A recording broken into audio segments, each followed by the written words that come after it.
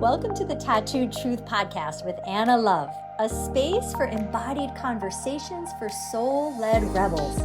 I'm your host, Anna Love, intuitive empowerment coach, subconscious healing guide, and no stranger to burning it all down to rise in truth. Here, we dive deep into identity, healing, personal power, and what it really takes to lead a soul-aligned life.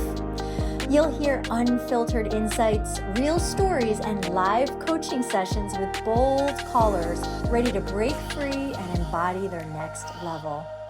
This is your invitation to reclaim your voice, rewire your patterns, and rise fully expressed. Let's get into it.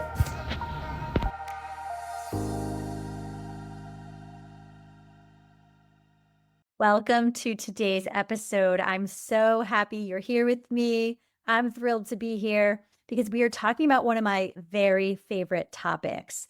It is equilibrium. Okay, what is equilibrium? Why is it important? And why do we want it? Equilibrium is when we are able to be present and aware and conscious of what's going on around us. Right? Are we awake or are we spiraling out of control? For many, many, many years, I was asleep. I was what's called sleepwalking. I didn't have a sense of groundedness. I did not have a sense of equilibrium, right? There wasn't any balance. There wasn't any way for me to not get sent off kilter if something happened on the outside. So I would take all of the events that were going on around me and I would take them personally. I would use them as stories to stack up of why things were so hard in my life and everything was against me. Everyone was against me. And what that did for me was actually limit me. Right? It actually had me living in a state of fear, of scarcity, of not enoughness, of thinking that people were out to get me, of always being in worry and concern. And then what that led to was self-sabotaging behaviors, right? Just feeling like I needed to constantly be going, doing more things, drinking, doing drugs, hanging out with really bad people. Anything that would take me further away from my truth and me, that's where I was living because I did not have the awareness about my life. I did not have any idea of how to take control over what was going on inside of my body and in my outer world. I was in a state of reactivity. And there's a difference between being reactive when things happen or being responsive. And responsive is when there's maybe like even a 3-second delay between the time that an event comes in and the time that you say something or behave in a certain way in reactivity or response to that thing. And I mean, guys, look all around you. There's opportunities all of the time to either choose to be aware and awake and respond or be asleep and react. You are completely, just think about it when you are dead asleep in the middle of the night, okay? And a loud boom goes off in the night. You are not going to wake up and respond in a rational way. You're going to wake up in a panic and you're going to react. And you're going to do whatever it is that you do. You're going to start scrambling. Your heart's going to start beating. You are not in control of your faculties. You're allowing what I call past traumas and past triggers to run the show, past programming to run your show. When we are in a reactive state, we don't have control over things because we are being led by the feelings that are caught in our body, all right? The traumas that are still stored. When something happens, it could be the littlest thing. Someone could say something to you. A car could cut you off. And if you are getting triggered and reacting and screaming and cursing and it's ruining your whole entire day, that's an indication that you are not in control. That's an indication that you do not have equilibrium. You are not in a place where you are able to stay grounded and give that 3-second delay and say, okay, I'm going to respond to this from a place of maturity, of emotional maturity. And if that's not available to you, and I know was not available to me for many, many years, that I'm not saying that's a fault of yours, but it is a responsibility of yours, in my opinion, as a human. And if you want to live a life that's full and complete and with bliss and joy and happiness and peace, why would you not want that? That's my question. I know the answer. I know the reasons why people would not want that. It's hard to change. We like to sit in our shit. We like to blame other people.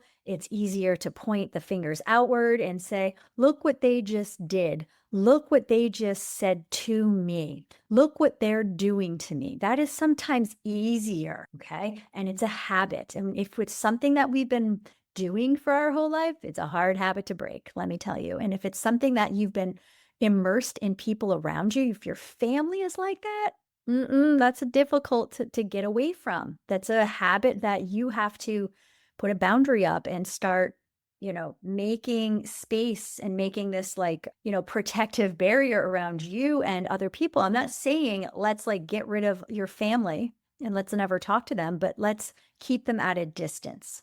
They don't get access to you as they had when you were a kid, because quite frankly, you don't need to be around that negativity and that toxicity. So let's go back. I said something that I want to revisit. A lot of people like to say things, you make me feel so good. Being around you makes me feel good. Or you make me feel bad. Being around you makes me feel bad. And what I have to say about that is, who's in control? And when you say that, you make me. Who's in control? You're putting the other person in control of the way that you feel. Think about that. That's a false reality. That's actually not true. No one can make you feel anyway. There are shitty things that people do. And yeah, you're going to look at that and you're going to say, that's a shitty thing that you just did. And I don't have to take on the feelings that are associated with your shitty decisions. Okay. Or I can be in your presence and it can make me feel good, but I'm the one in control of that feeling. I feel good when I'm around you is a more empowering way to say it. I love hanging out with you. I love being in your presence. I feel so like happy when I'm around you.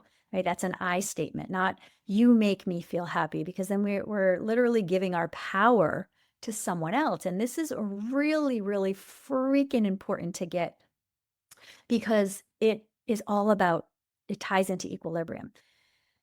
When we give our power away, what are we actually doing?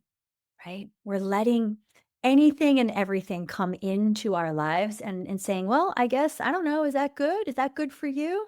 How does that make you feel if I take on your shit? How does that make you feel? And now you have to be very careful. There's a fine line, because there are people who need us. They need to be, surrounded by us. They want our friendship, and we get to decide, is that good for me as much as it's good for them? Right? Do I want this person in my life? Is this a mutual exchange? Okay. Or am I their mentor or their big sister or big brother or whatever it is?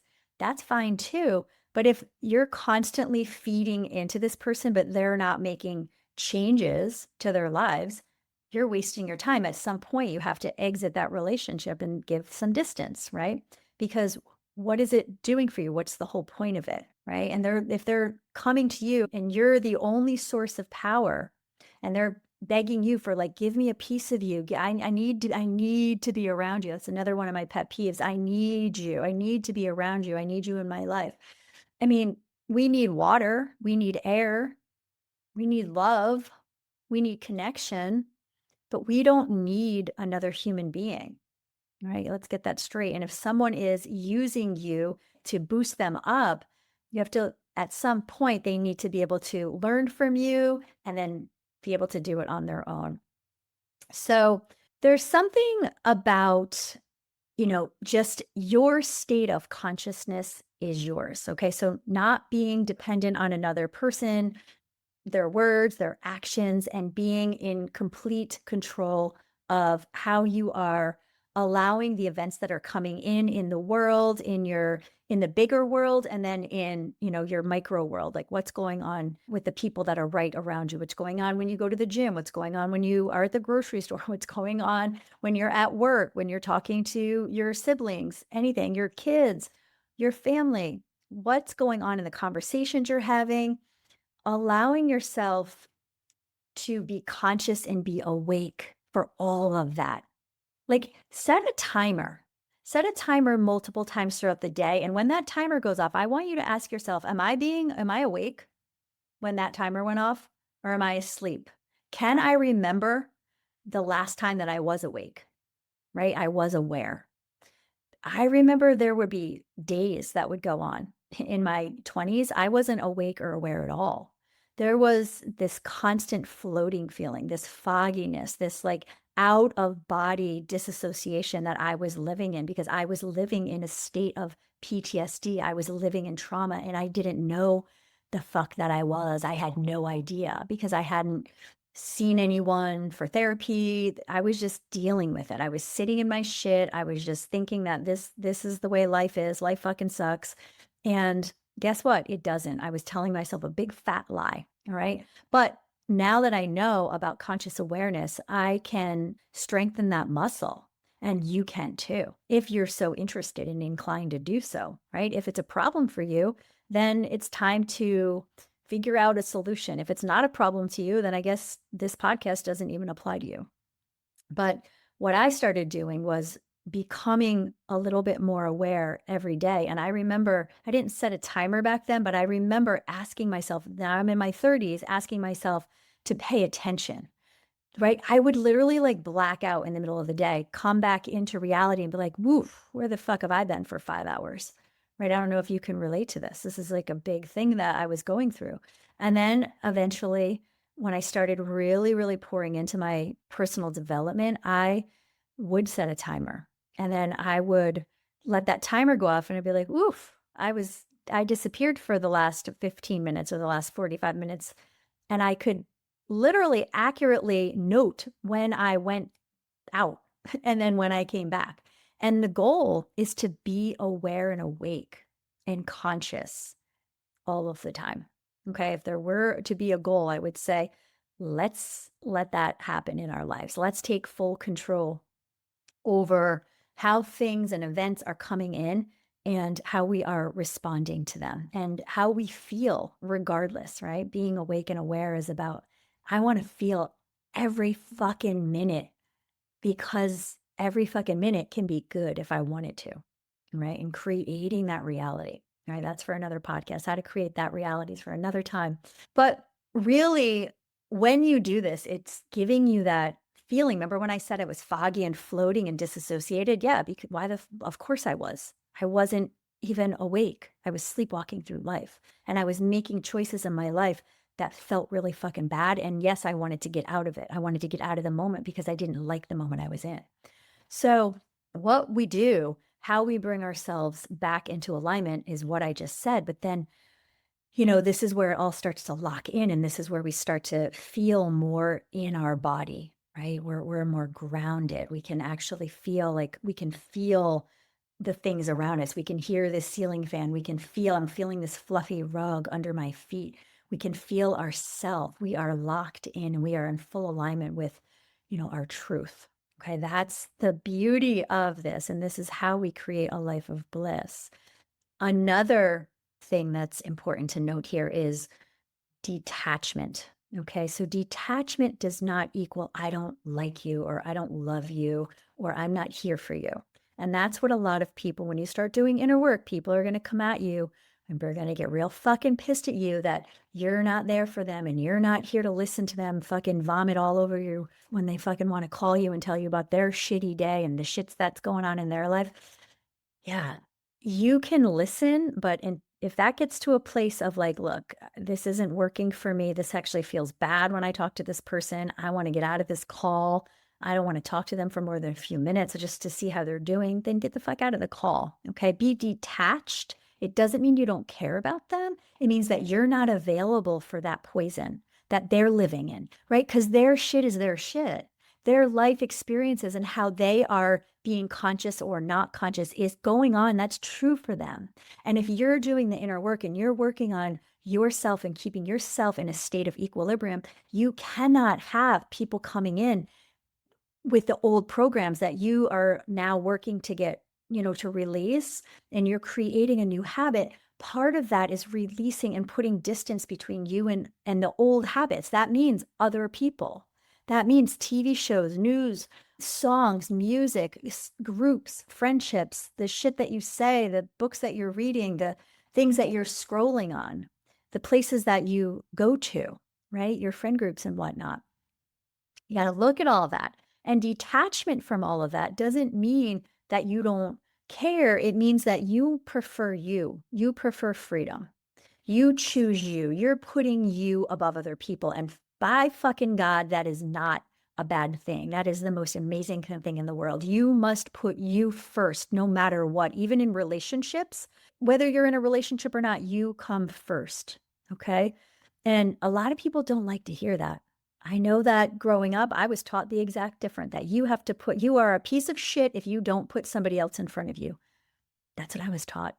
You have to self-sacrifice. You don't get to care for yourself, because if you pour into yourself, God forbid, you're a selfish fucking person, right? Now, there are selfish fucking people. I'm not going to lie. There are people out there that take all of the money and they put it into themselves while their kids are wearing rags and eating shit, right? And they're out there eating like great steaks and they look amazing from head to toe. And then you look at their kids and or you look at, just their whatever, their lifestyle, and you realize like, okay, that's not equilibrium either, right? Putting yourself first and detaching means that you are pouring into yourself first. And when you pour into yourself first, you then spill out to other people. Your cup gets so full for you that there's extra in abundance. Like there's only so much you need, right? Then the extra goes to the other people. And then it feels like more of a equal exchange. All right. So when you get really good at detaching, it gives you that clarity and that power. All right.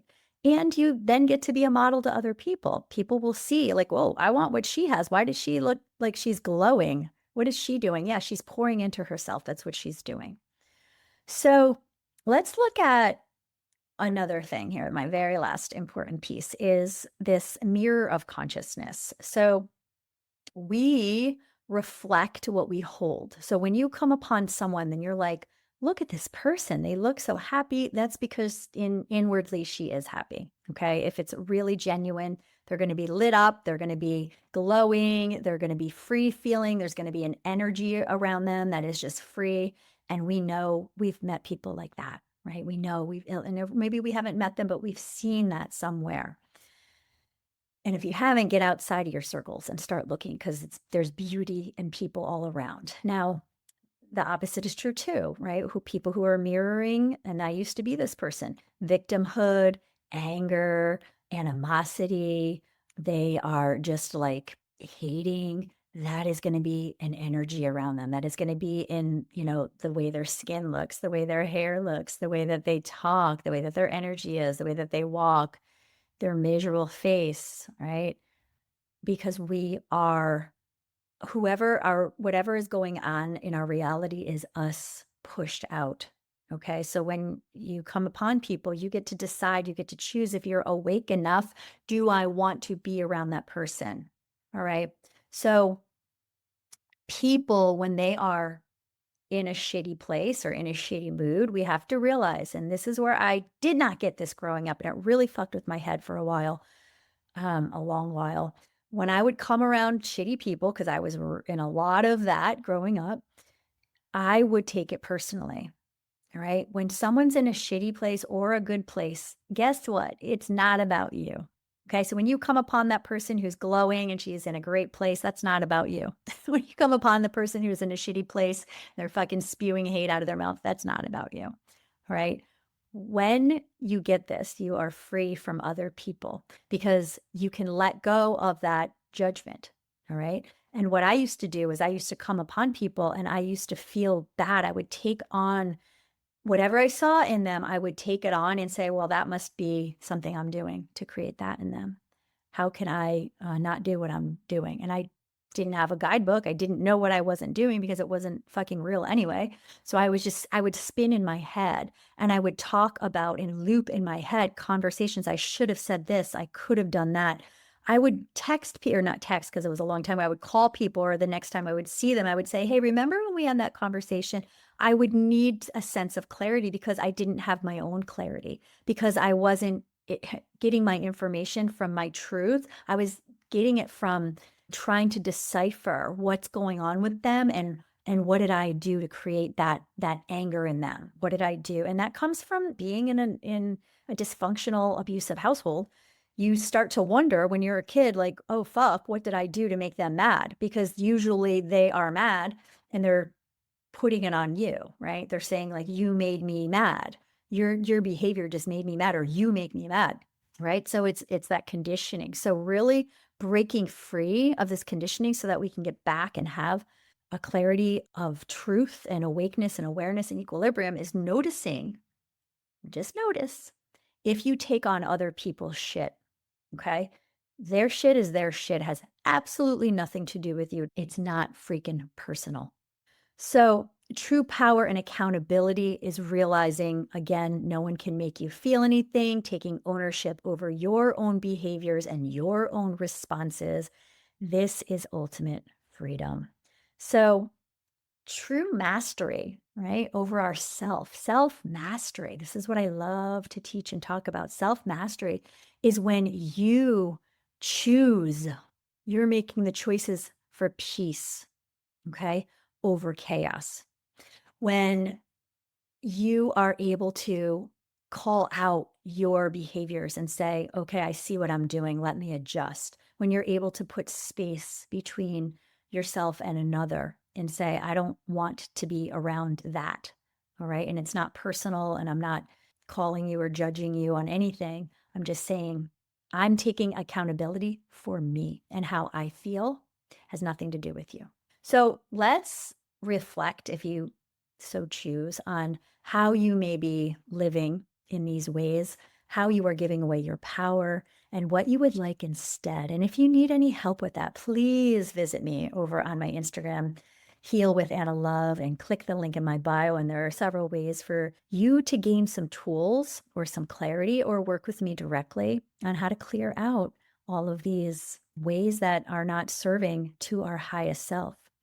So I love you. Thank you for listening. I am always here for you, and I will talk to you again soon. Thanks for tuning in to the Tattoo Truth Podcast. If this episode lit something up in you, don't keep it to yourself. Share it, leave a review, and make sure you're subscribed so you never miss a truth bomb.